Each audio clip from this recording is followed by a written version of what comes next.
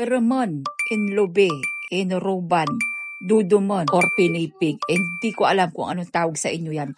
Basta ganyan ang tawag sa amin dito sa probinsya ng Pangasinan. Siya nga pala, ganito ko lang niluto ang Ramon namin dito.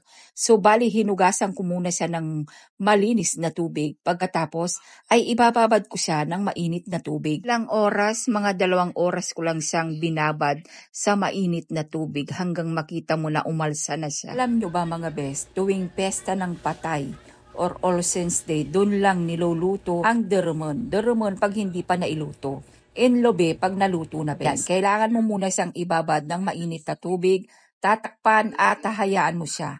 Meanwhile ay gumawa muna tayo ng latik dito.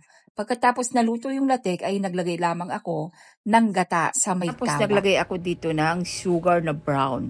At hinaluan ko rin siya ng sinako, panotsa naman sa Tagalog. So bali, hiniwa-hiwa ko siya ng maliliit bago ko siya hinulog para madali siyang matunaw mga best. Optional lamang ang paglalagay ng condensed. Kung ayaw mo lagyan, okay. Kung gusto mo maglagay ka, ganon. Hahalu-haluin mo lang na parang ganyan hanggang sa matunaw or mag-combine lahat ng mga ingredients niya. Pagkatapos, ay ihulog na natin dito yung Ramon. So nakikita mo na best yung ating Ramon, umalsa na siya or limabagla best, Kuandad Pangasinan. Saka mo ito hahalu-haluin or ikiwal-ikiwal na parang ganyan para magbanding all together yung mga ingredients. Nga pala, para lalong mas malinamnam at mas masarap, maglagay ka dito ng cheese at butter. Optional lamang, kung ayaw mong lagyan, okay lang. Pero kung binibenta mo ito, maglagay ka, gawan mo lang paraan para masarapan ang iyong suki or kliyente. Tapos pinakahuli yung ating buko. Buko yung hindi masyadong matanda. Yung mura pa lang, may gagawin or ilalaukod salad kwanda or malangwar.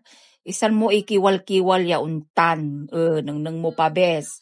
Masarap yan, naluto ya. Alam nyo ba mga best, tuwing pesta ng patay, doon lang mayroon pong Ramon. Kasi yung pag-ani ng glutinous rice or malagkit ay sinusunog pa po nila bago nila binabayo or pinapakiskis hanggang sa maging black siya.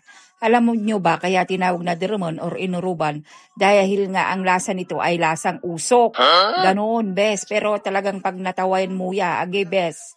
Manggiw-giw susungot mo. Insan sa kini, masamsamit ya best, pero masarap as in. Alam nyo ba mga best, na dito lang sa parting norte makakakita or makakabili ng Ramon or Inlobe. Tuwing November lang, lumalabas ang Ramon.